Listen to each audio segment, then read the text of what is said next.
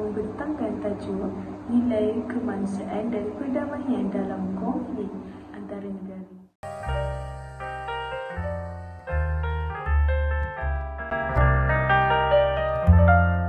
Selamat sejahtera, nama saya Pravina, anak perempuan Karuna Karen.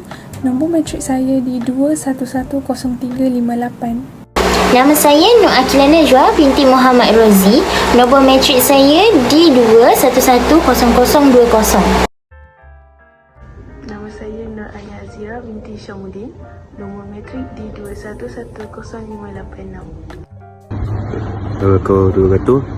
Nama saya Farazli bin Farazal. Nombor matrik di 2110246.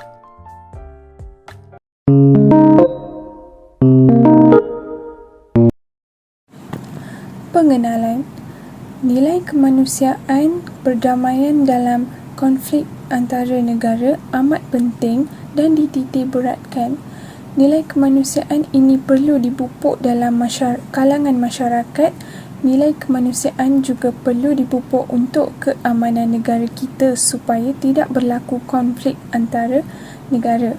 Selain itu, nilai kemanusiaan ini amat penting bagi mengelakkan berlaku pertelingkahan atau perpecahan dalam negara atau antara negara. Di samping itu, negara boleh menjadi tidak stabil apabila nilai kemanusiaan tidak dipupuk dalam kalangan masyarakat. Seterusnya, nilai kemanusiaan ini mencapai dan meningkatkan kemajuan negara. Selain itu, dengan tiada nilai kemanusiaan, banyak negara ditimpa dengan konflik antara negara. Dengan berlaku konflik antara negara, boleh juga membawa kesan yang buruk kepada negara-negara lain. Konflik antara negara juga membawa perpecahan dalam masyarakat. Dengan mengamalkan nilai kemanusiaan, masyarakat juga meneruskan kehidupan mereka dengan aman dan damai bila tiadanya konflik antara negara. Akhir sekali, ia boleh membina negara yang sejahtera dan harmoni.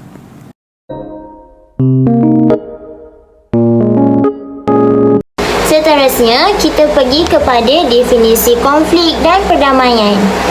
Konflik dan perdamaian, dia ibarat dua sisi dari satu mata duit. Contoh macam duit shilling, depan dan belakang. Sebab keberadaan dia saling melengkapi antara satu sama lain.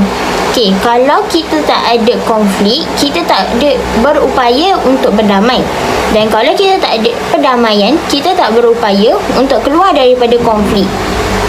So, jom kita masuk pada definisi konflik. Apa tu konflik?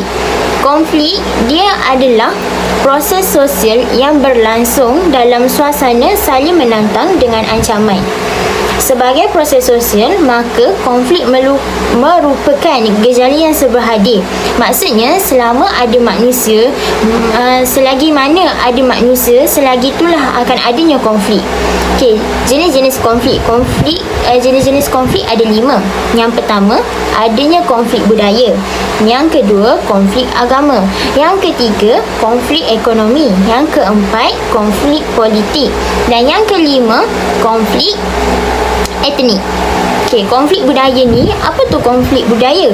Konflik budaya, konflik yang selalu jadi pada nilai yang kita anut bertentangan dengan masyarakat. Macam kita kan ada berbilang-bilang bangsa dalam satu negara. So dekat situ, kalau adanya persalahfahaman, dekat situ boleh jadinya konflik budaya.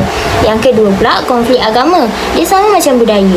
Sebab agama kita dekat negara kita, berbilang-bilang kaum kita ada. So dekat situ, kalau adanya persalahfahaman mengenai agama, so dia boleh jadi konflik budaya. Yang ketiga pula, konflik ekonomi. Konflik ekonomi ni dari segi duit. Dari segi kita punya duit kita, harga barang. Macam sekarang barang naik, sebab dia kan melibatkan masyarakat juga. So yang keempat, konflik politik. Konflik politik ni dari segi kekuasaan, dari segi pemerintahan.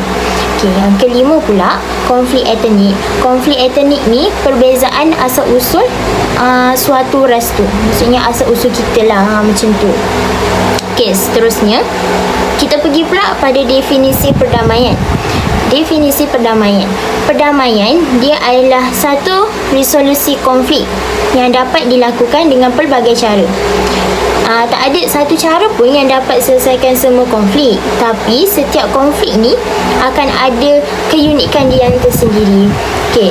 Resolusi konflik yang lazim dilakukan ialah daripada Carl Armstrong. Dia kata perdamaian dia berkaitan dengan compensation. Kita harus belajar berbelas kasih dari sejak dini. Kita harus meneropong diri kita. Apa yang membuat diri kita sakit, kita jangan buat dekat orang lain. Resolusi konflik atau perdamaian ni dia mula daripada diri kita sendiri. Kalau kita kalau kita selalu cakap perdamaian ni dia sebab tak adanya perang, tapi pada perspektif dia cakap untuk memiliki perdamaian orang harus memiliki keadilan. So dekat situ dianya datang daripada diri kita juga. Seterusnya kita pergi kepada yang seterusnya.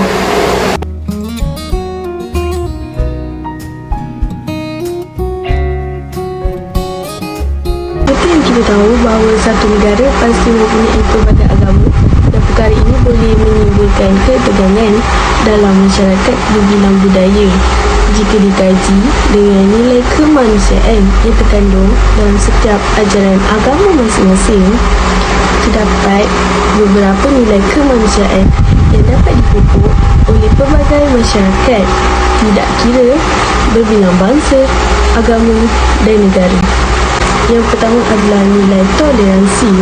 Kita sebagai masyarakat seharusnya memupuk sikap toleransi antara kaum agar keamanan dan keharmonian dapat dikekalkan. Sekiranya sikap ini tidak dapat dipupuk, maka masyarakat akan mewujudkan perpecahan serta pergaduhan sehingga menjurus kepada peperangan. Sikap toleransi dalam masyarakat adalah seperti sikap tolak ansur dan memahami perbezaan dari pelbagai agama dan budaya yang wujud dalam masyarakat. Selain itu, mempunyai sikap terbuka dalam diri dan menjauhi sifat taksub. Jika menurut pandangan Islam pula, adalah berdasarkan oleh Nabi Muhammad SAW seperti nilai yang ditunjuk oleh baginda terhadap ahli keluarga yang tidak memeluk Islam. Rasulullah melarang umat Islam bertindak kasar terhadap kawanan atau pendosa. Amalan bekerjasama merupakan satu nilai yang harus diterapkan dalam masyarakat. Namun, hakikatnya masih ada juga yang mementingkan diri daripada untuk menolong antara satu sama lain.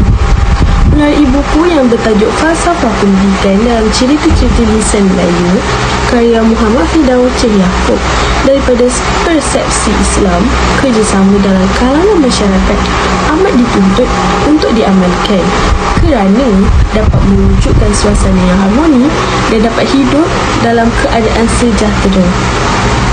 Kerjasama ini wajar dipupuk dalam setiap diri individu kerana ia merupakan usaha bersama-sama di antara dua atau beberapa pihak untuk melakukan sesuatu perkara. Yang ketiga adalah sikap kasih sayang. Sikap kasih sayang merupakan salah satu nilai kemanusiaan yang perlu disemai dalam masyarakat. Hal ini kerana ia mampu mengikat dengan lebih erat lagi hubungan mesra dan belas kasihan terhadap masyarakat berlainan etnik dan agama. Antara contoh sikap kasih sayang yang perlu masyarakat pupuk dalam kehidupan seharian adalah bantu-bantu antara satu sama lain, tumpang syukur, meraihkan kegembiraan dan bersimpati dengan kesedihan, memberi senyuman serta betul bersapa sesama kenalan. Yang terakhir adalah saling memahami ataupun tafahum. Hidup bermasyarakat mestilah bermula dengan saling memahami agar dapat melahirkan masyarakat yang saling menyayangi. Apabila masyarakat hidup dalam saling memahami, maka segala prasangka dan salah faham dalam kehidupan sosial dapat dielakkan. Mereka yang saling memahami akan lebih menghormati asas agama dan budaya kehidupan berbilang kaum di Malaysia dan juga negara, Selain itu, mereka juga akan lebih bertanggungjawab terhadap negara dan saling menasihati dalam kehidupan majmuk agar dapat mengelakkan persengketaan, permusuhan dan perbalahan antara kaum. Pergaulan antara masyarakat Islam dan bukan Islam mestilah lebih bertolak ansur dan menjaga adab pergaulan. Misalnya kehidupan kejiranan yang berlainan bangsa, mereka hendaklah menghormati budaya dan adab bangsa lain seperti ketika mengadakan kenduri perayaan atau perkahwinan.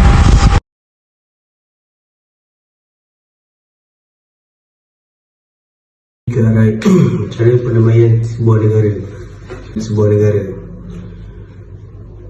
Yang pertama, menjadikan pribadi diri ke arah yang lebih baik tanpa mengharapkan sebuah balasan.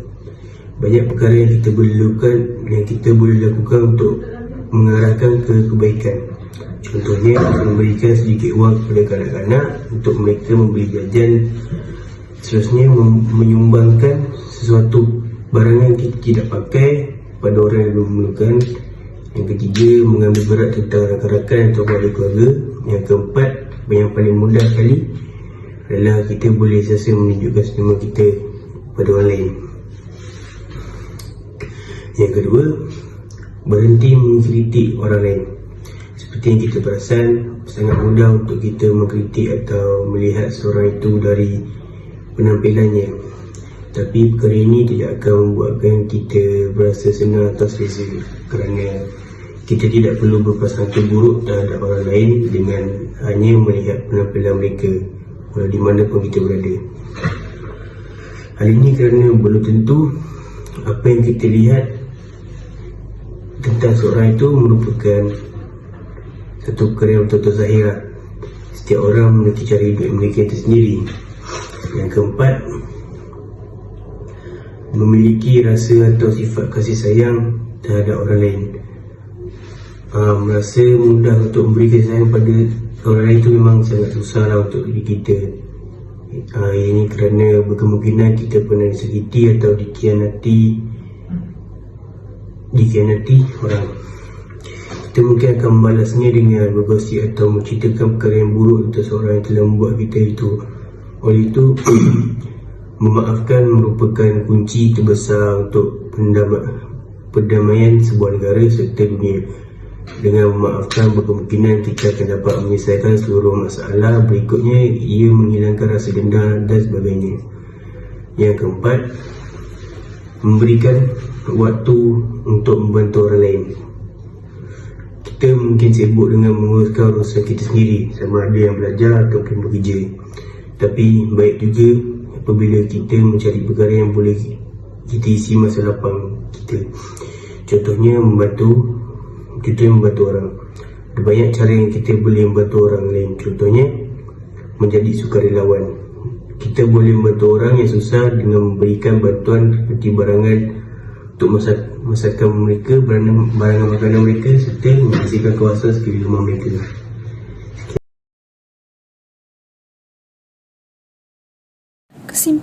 Kesimpulannya, nilai kemanusiaan amat penting bagi semua golongan untuk mengelakkan berlakunya konflik antara negara.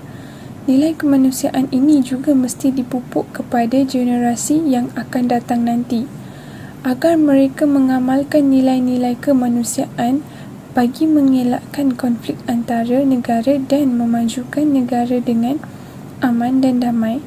Selain itu juga nilai kemanusiaan ini membuat masyarakat berada bersama dalam suasana yang aman. Di samping itu, perlulah mengamalkan nilai toleransi antara negara supaya tidak berlaku apa-apa konflik antara negara. Nilai kemanusiaan menyatupadukan negara antara satu sama lain. Seterusnya, mestilah mengamalkan nilai saling hormat-menghormati antara satu sama lain. Akhir sekali, dalam kalangan masyarakat, mestilah memupuk dan menyemai budaya cinta akan keamanan dan membenci peperangan, dan kita juga perlu mengamalkan keamanan dan hubungan baik antara negara-negara jiran. Sekian, terima kasih.